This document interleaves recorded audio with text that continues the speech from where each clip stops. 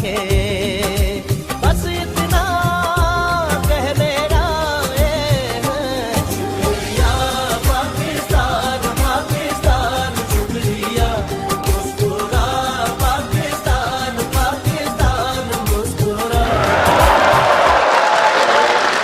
First of all, we discussed about the boundaries of KPK, the beauty of KPK, but later on we discussed कि जो KPK के जो growing threats हैं वो क्या क्या हैं. For example, we talked about the issue of TTP.